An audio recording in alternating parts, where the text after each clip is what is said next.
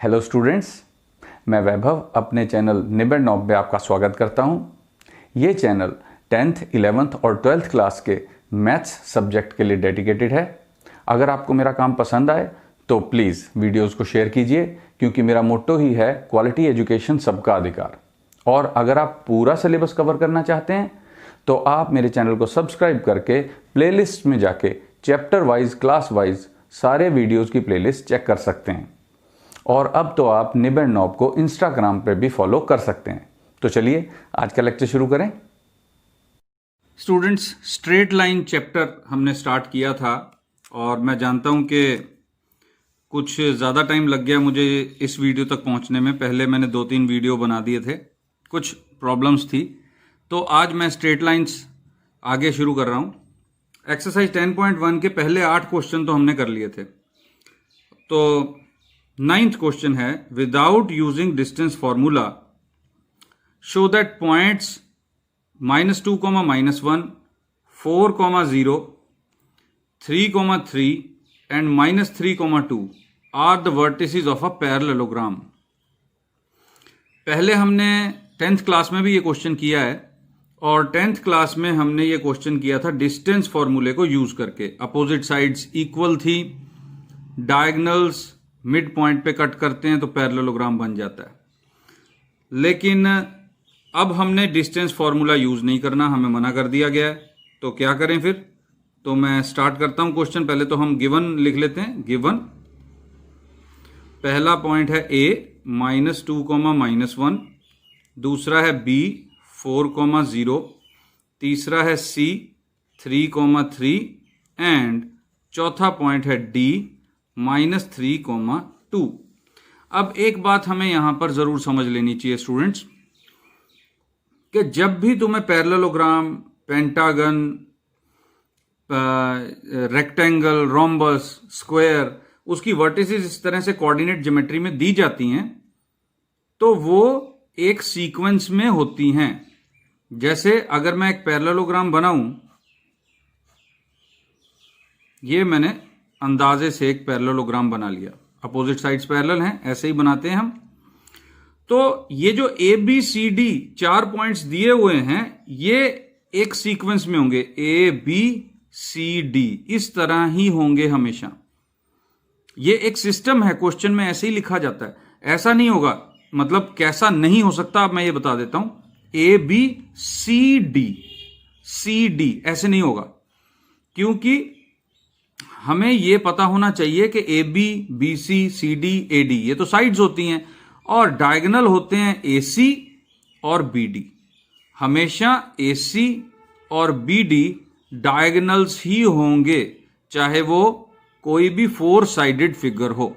4 sided मतलब कोई भी क्वाड्रिलेटरल हो, पैरेललोग्राम हो, रेक्टेंगल हो, स्क्वायर हो, रोम्बस हो, कुछ भी हो इस टाइप का 4 साइडेड फिगर, AC और BD हमेशा क्या होंगे? डायगोनल्स ही होंगे। और अगर AC और BD डायगोनल्स हैं तो इस तरह से ही पॉइंट्स होंगे, हमेशा याद रखो ये। बाकी ये डायग्राम की जरूरत नहीं है इस क्वेश्चन में, क्योंकि हम इसको अब कैसे प्रूव करेंगे। देखो, स्ट्रेट लाइन का स्लोप का कंसेप्ट हमारे पास है, बहुत ही सिंपल है स्टूडेंट्स। हम क्या करेंगे? CD का स्लोप निकालेंगे और AB का स्लोप निकालेंगे और देखेंगे कि दोनों स्लोप बराबर हैं, यानी कि दोनों साइडें, दोनों लाइंस पैरेलल हैं। उसके बाद हम AD का स्लोप निकालेंगे और BC का स्लोप निकालेंगे, और वो भी आपस में क्या आ जाएंगे? आपस में अलग तरीके से बराबर आ जाएंगे। और क्योंकि अपोजिट साइड्स पैरेलल हो जाएंगी तो यही काफी है इस रिजल्ट तक पहुंचने के लिए कि ABCD एक पैरेललोग्राम है। तो ये डायग्राम बनाने की जरूरत नहीं है, हम स्टार्ट करते हैं स्लोप से। Slope of side AB,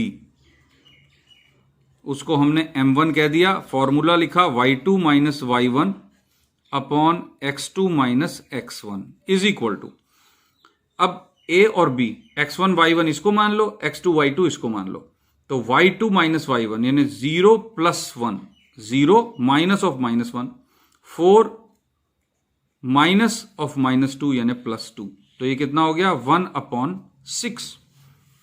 slope of AB आ गया। अब स्लोप ऑफ BC करते हैं। Slope of side BC M2। Formula तो हम एक बार लिख ही चुके हैं, दोबारा लिखने की जरूरत नहीं है हमें।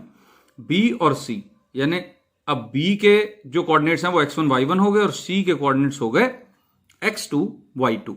तो y2 माइनस y1 यानी 3 minus 0 upon x2 minus x1 यानी 3 माइनस 4। तो 3 अपॉन माइनस 1 मीन्स माइनस का 3। Side of slope of BC भी आ गया। अब स्लोप ऑफ CD, हमारे पास जो CD पॉइंट्स हैं दो, C और D, x1 y1 ये हो गया, x2 y2 ये हो गया। तो 2 minus 3 M3 is equal to 2 minus 3 minus 3 minus 3। तो ये कितना हो गया, minus 1 upon minus 6 means 1 upon 6। तो देखो पता चलने लग गया, AB साइड का स्लोप और CD साइड का स्लोप बराबर आ गया, AB और CD पैरेलल हो गई। चलो लास्ट स्लोप निकालें। स्लोप ऑफ AD M4, तो A और D, तो 2 प्लस 1 हो जाएगा अपॉन माइनस 3 प्लस 2 हो जाएगा। तो 3 upon minus 1 is equal to minus 3। तो अब चारों स्लोप्स हमारे पास हैं। AB का स्लोप भी है, BC का स्लोप भी है, CD का स्लोप भी है और AD का स्लोप भी है। तो हमें साफ पता चल रहा है कि सिंस M1 किसके बराबर है, देखो M1 M3 के बराबर है and M2 is equal to M4, which implies AB is parallel to CD and BC is parallel to AD। आपस में ये साइड्स पैरेलल हो गई। देखो AB is parallel to CD, BC is parallel to AD। तो यहां से हमें क्या मिला, hence given points are vertices of a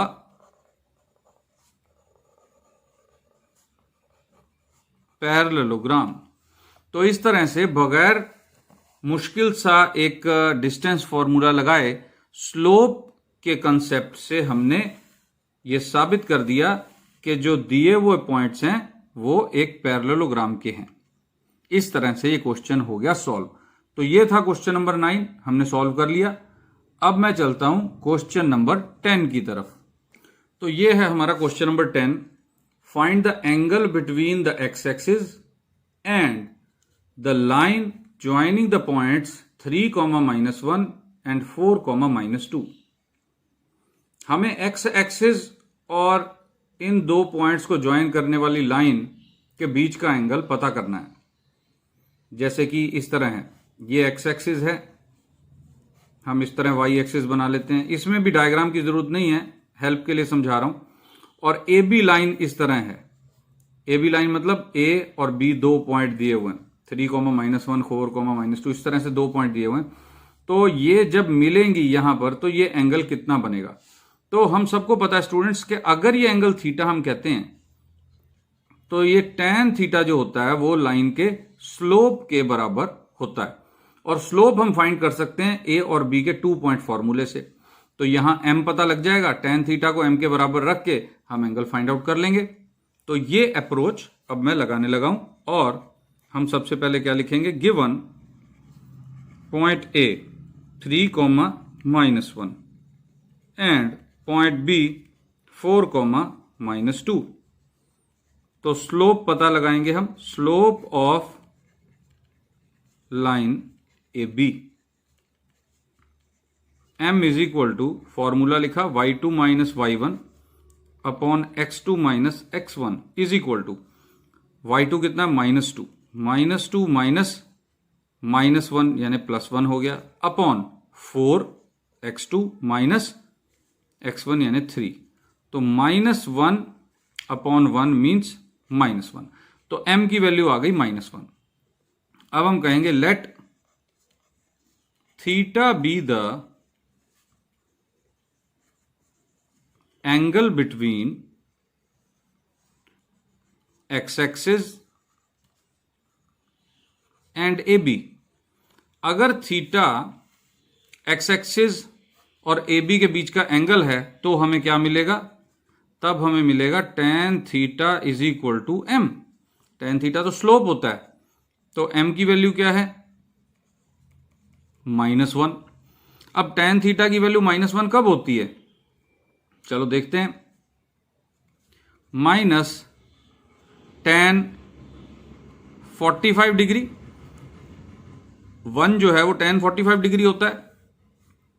एक बात हमें और पता है कि स्लोप के लिए जो एंगल होता है ना स्टूडेंट्स, वो 0 डिग्री से 180 डिग्री के बीच में ही हो सकता है। मैंने ये समझाया था जब स्लोप का कंसेप्ट तैयार किया था हमने इस एक्सरसाइज से पहले। तो 0 डिग्री से 180 डिग्री के बीच में ही एंगल हो सकता है। तो इसका मतलब क्या हुआ कि पहले 2 क्वाड्रेंट्स में ही होगा। तो सेकंड क्वाड्रेंट का एंगल हमें चाहिए, क्योंकि tan थीटा की वैल्यू क्या है नेगेटिव आ रही है, और सेकंड क्वाड्रेंट में नेगेटिव होता है। हम फोर्थ क्वाड्रेंट में जा ही नहीं सकते, स्लोप का एंगल ढूंढ रहे हैं क्योंकि। तो tan theta is equal to हम लिख सकते हैं tan 180 minus 45। tan 180 minus theta is minus tan theta, which implies tan theta is equal to tan कितना आ जाएगा 135 डिग्री। देखो ठीक है स्टूडेंट्स, 180 में से 45 माइनस वो 135 डिग्री, मींस थीटा की वैल्यू क्या आ गई 135 डिग्री। तो अब मैं यहां से पता चल गया कि लाइन और एक्स एक्सिस के बीच में कितना एंगल है। तो आई थिंक ये समझ में आ गया होगा। Very easy question, question number 10 हो गया। अब हम चलते हैं क्वेश्चन नंबर 11 की तरफ। ये है क्वेश्चन नंबर 11, काफी इंपॉर्टेंट क्वेश्चन है, ध्यान से सुनना। The slope of a line is double of the slope of another line. पहले इसी बात को समझ लो, थोड़ा सा रफर करके पहले हम क्वेश्चन को समझने की कोशिश करेंगे। एक लाइन का जो स्लोप है वो दूसरी लाइन के स्लोप से डबल है। The slope of a line is double of the slope of the another line. मतलब अगर एक का स्लोप 2 है तो दूसरे का 4 है, अगर एक का स्लोप 3 है तो दूसरे का 6 है, इस तरह से। लेकिन हमें एक्चुअल तो पता नहीं है, तो हम मानेंगे कि एक का स्लोप m है तो दूसरे का 2m है। Slope of line is double than this slope, एक तो ये बता रखा है।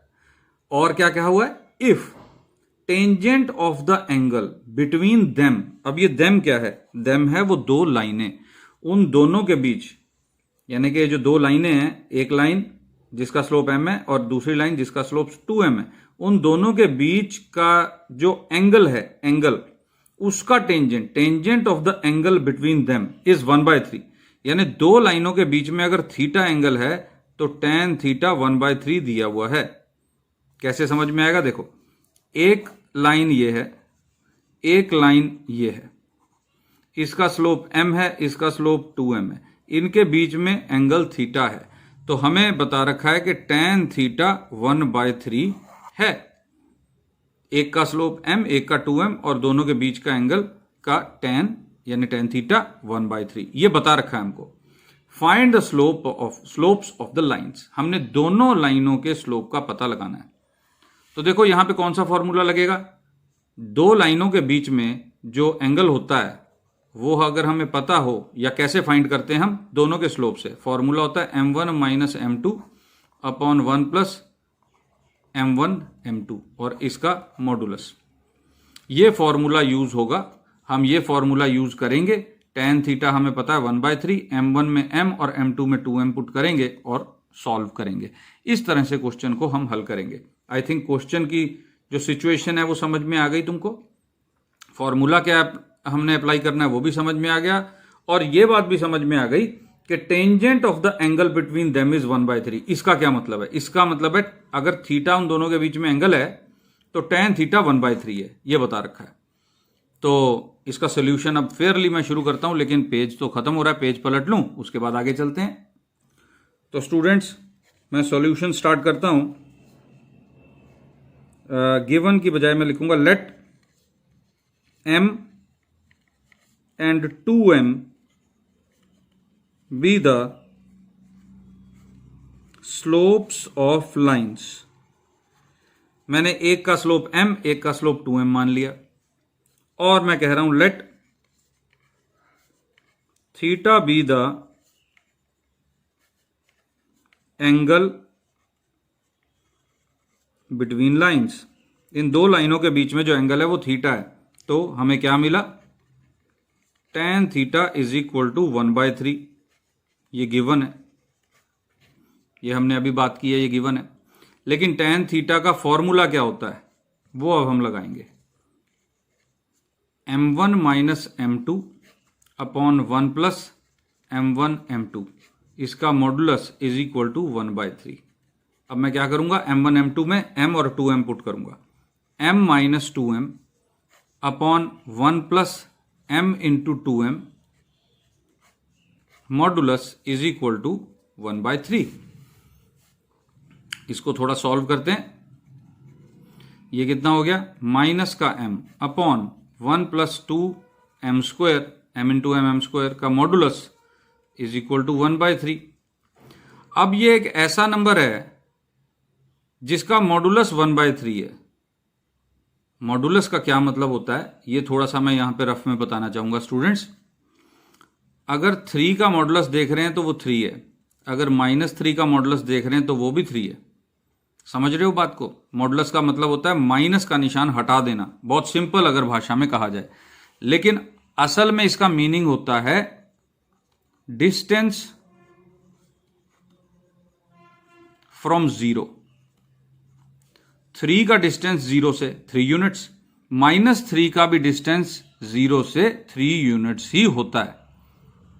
तो यानी कि अगर हमें कहा हुआ है कि किसी नंबर का मॉडुलस 1/3 है, पहले तो हम ये माइनस हटा सकते हैं क्योंकि मॉडुलस के अंदर है ना, हमने माइनस हटा दिया। m upon 1 plus 2m square is equal to 1/3, ये हमने कर दिया।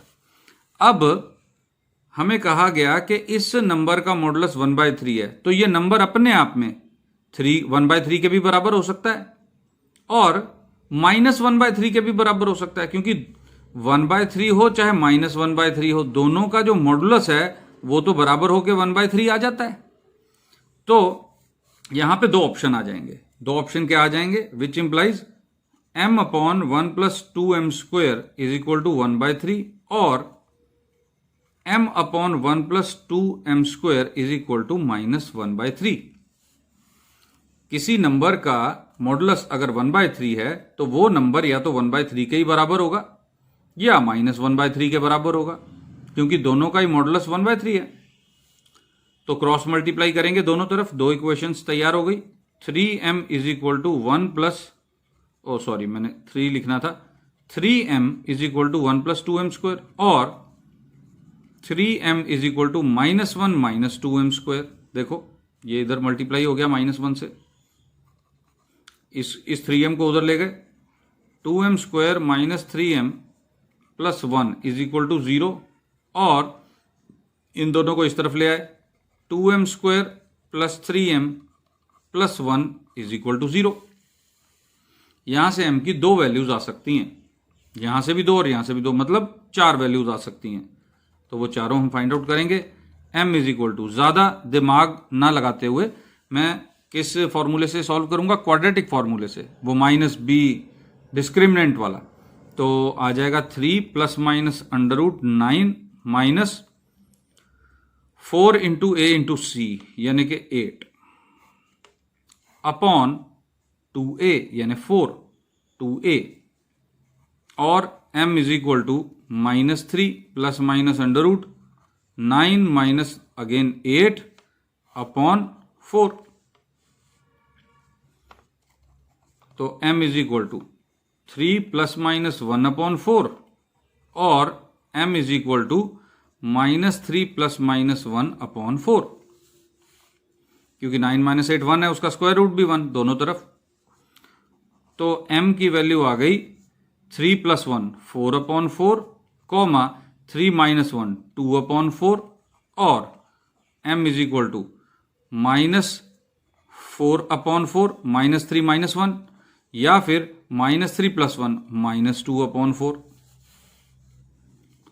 तो m की वैल्यू क्या आ रही है 1 या 1/2 या फिर m की वैल्यू आ रही है -1 या -1/2। तो देखो ये जो नंबर है m, अगर ये m होगा तो 2m यानी 2 हो जाएगा स्लोप, और अगर 1/2 स्लोप होगा तो इसका डबल 2m 1 हो जाएगा स्लोप। तो हमारे पास 2 सेट हैं आंसर के, चार सेट हैं आंसर के। तो hence respective slopes are 1 and 2, और देखो 1 और 2 होगा, अगर m को 1 रखोगे तो 2m 2 आ जाएगा, 1/2 and 1, अगर m को 1/2 रखोगे तो 1/2 और उसका डबल 2m 1 आ जाएगा, और -1 रखोगे तो -1 एंड -2, और अगर -1/2 रखोगे तो -1/2 एंड -1, यानी m की वैल्यू पहले ये रखी तो 2m की वैल्यू ये आ गई, फिर m की वैल्यू ये रखी तो 2m की वैल्यू ये आ गई, फिर m की वैल्यू -1 रखी तो 2m की वैल्यू 2m यानी 2 से मल्टीप्लाई कर रहा हूं मैं, -2 आ गई, और जब m की वैल्यू ये रखी -1/2 तो 2m की वैल्यू -1 आ गई। तो इस तरह से हमारे पास 4 सेट आ गए लाइनों के। 4 तरह से 2 लाइनें इस तरह से हो सकती हैं कि स्लोप्स एक का दूसरे से डबल हो और दोनों के बीच का जो एंगल है उसका जो टेंजेंट हो वो 1/3 हो। तो ये तो मैंने चलो तुम समझाने के लिए लिख दिया, तुमने नहीं लिखना, बाकी यहां तक आंसर कंप्लीट हो गया। तो ये था स्टूडेंट्स हमारा क्वेश्चन नंबर 11, और अब मैं चलता हूं क्वेश्चन नंबर 12 की तरफ। ये है स्टूडेंट्स हमारा question number 12। A line passes through x1, y1 and h, k। If slope of the line is m, show that k - y1 is equal to m into h - x1। तो इसका solution, question क्या है कि इन 2 point से line पास कर रही है और m उस लाइन का स्लोप है, तो ये इक्वेशन बना के दिखाओ। Very very easy question. देखो कैसे, पहले तो हम गिवन लिख लेते हैं। गिवन 2 पॉइंट्स हैं a x1, y1 and b h, k। Also slope of AB is equal to m, ये भी गिवन है। अब AB का स्लोप m गिवन है, लेकिन 2 पॉइंट फॉर्म से भी तो निकाला जा सकता है, वो हम फाइंड आउट करते हैं। स्लोप ऑफ AB की जगह अब मैं वो फॉर्मूला यूज करने लगा हूं, y2 - y1 upon x2 - x1। ये भी तो स्लोप के बराबर ही होता है, तो मैं कर रहा हूं x2 y2 हमारे h के हो गए, x1 y1 तो x1 y1 ही रहेंगे। तो k - y1 upon h - x1 is equal to m। तो देखो एक ही स्टेप में सॉल्व हो गया। अब h - x1 को इस तरफ ले जाओ तो ये प्रूव हो रहा है, देखो वेरी इजीली। तो k - y1 is equal to m into h - x1 and hence proved. तो ये क्वेश्चन बहुत ही इजीली प्रूव हो गया स्टूडेंट्स। तो अब हम चलते हैं क्वेश्चन नंबर 13 की तरफ। तो क्वेश्चन नंबर 13 है, if 3 points h, 0, a, b and 0, k lie on a line, show that a upon h plus b upon k is equal to 1। ये है हमारा क्वेश्चन, और अब मैं इसको सॉल्व करना शुरू करता हूं। देखो ये 3 पॉइंट्स एक ही लाइन पर हैं, तो मैं इन 3 पॉइंट्स को नाम दे देता हूं a, h, 0, b, a, b and c, 0, के मैंने तीनों पॉइंट्स को नाम दे दिए। तो ये जब एक ही लाइन पर हैं तो ऑब्वियसली हम चाहे ए बी का स्लोप निकालें चाहे बी सी का स्लोप निकालें बराबर ही आएगा, क्योंकि ऐसे ये एक लाइन है, ए पॉइंट यहां है, बी पॉइंट यहां है और सी पॉइंट यहां है। ए बी का स्लोप और बी सी का स्लोप बराबर ही होगा। तो इस कंसेप्ट से हम ये इक्वेशन प्रूव करेंगे। देखो कैसे। Slope of A B m1 is equal to y2 minus y1 upon x2 minus x1 is equal to b minus 0 यानी b upon a minus h। ये आ गया m1। उसके बाद slope of BC m2 is equal to, फिर से यही formula लगेगा, k minus b upon 0 minus a। अब मैं ये कहने जा रहा हूं कि A B C same line पर हैं। Since A B and C are collinear, ये तो कोलिनियर है, एक ही लाइन पर हैं, which implies m1 is equal to m2। दोनों स्लोप सेम होने चाहिए, तो दोनों स्लोप्स की वैल्यूज सेम कर देते हैं, यानी b upon a minus h is equal to k minus b upon minus a. ये स्लोप और ये स्लोप वैल्यूज दोनों बराबर। अब क्रॉस मल्टीप्लाई किया, ये माइनस ए इधर गया तो minus A B is equal to, ये ब्रैकेट इधर आया तो k माइनस बी पहले से ही था, a माइनस एच बी यहां पर आ गया। स्लोली आराम से इसे समझ लो। Minus A B is equal to, अब ये ब्रैकेट खोल रहे हैं हम, ए के इंटू माइनस का एच के, फिर माइनस का ए बी, फिर प्लस का बी एच। अब दोनों तरफ माइनस ए बी पड़ा है, कैंसिल हो गया, इस तरफ 0 आ गया, और ये दो प्लस की टर्म्स हैं और ये माइनस की है, तो हम इस माइनस को भी इस तरफ लाएंगे ताकि ये भी प्लस की हो जाए, क्योंकि जो हमने प्रूव करना है उसमें तीनों टर्म्स प्लस की हैं। तो मैं क्या करूंगा, ए के और बी एच एक तरफ रखूंगा और एच के को दूसरी तरफ ले जाऊंगा, जो कि मैं इधर लिख रहा हूं एच के।